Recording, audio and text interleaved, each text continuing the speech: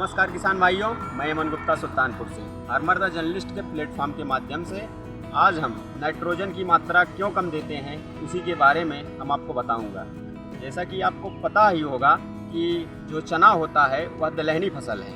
दलहनी मतलब दाल वाली फसल है। चना की बात न करके जैसे मसूर हुआ, मटर हुआ, उड़द हुआ, मूंग हुआ और मसूर हुआ, ये सब फसल जो भी मतलब दाल के रूप में प्रयोग करते हैं वो सब दलहनी फसल कहलाती है। दलहनी फसल अगर इसके कुल की बात करें तो लेग्यूमिनेसी कुल।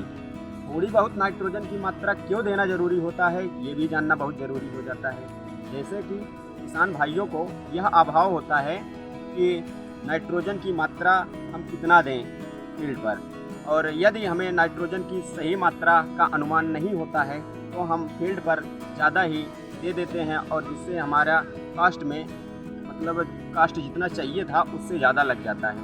तो चने की फसल में फसल की जड़ों में राइजोबियम जीवाणु पाया जाता है। राइजोबियम जीवाणु जो कि वायुमंडल की नाइट्रोजन को एकत्रित करके वो पौधों को मिलता रहता है और यह प्रॉपर तरीके से फसल की कटाई तक चलता रहता है।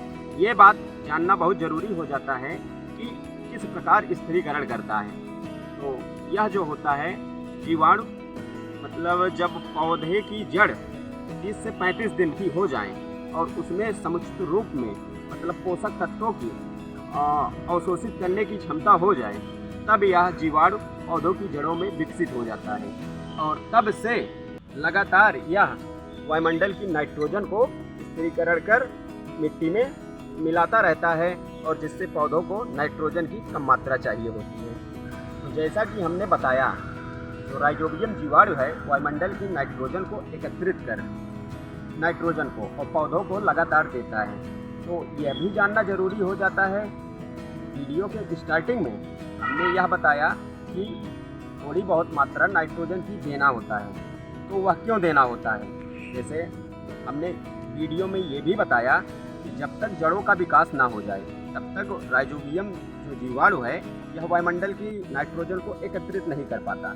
तो जब बुआई करते हैं तो इसका विकास नहीं हो पाता जड़ों का।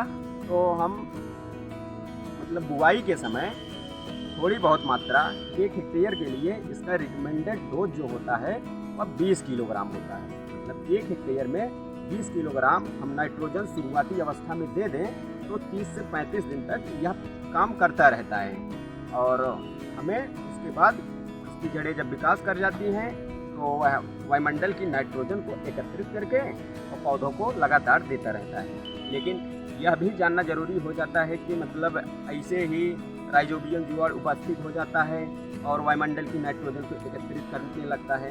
तो इसके लिए बीजों की बुआई करते समय राइजोबियम कल्चर से बीजों को उपचारित कर लेते हैं और उपचारित करने के बाद बीजों को फील्ड पर बो देते हैं। बात करें राइजोबियम जीवाणु की, राइजोबियम कल्चर का जो पैकेट आता है वह 200 ग्राम का होता है और 200 ग्राम से हम 10 किलोग्राम बीज को उपचारित करते हैं और अपने फील्ड पर बो देते हैं। और जब राइजोबियम कल्चर से हम बीजों को उपचारित किए रहते हैं तो ज़्यादा मात्रा में राइजोबियम जीवाणु पौधों की जड़ों में एकत्रित होता है और ज़्यादा से ज़्यादा वायुमंडल की नाइट्रोजन को स्थिरीकरण करता है।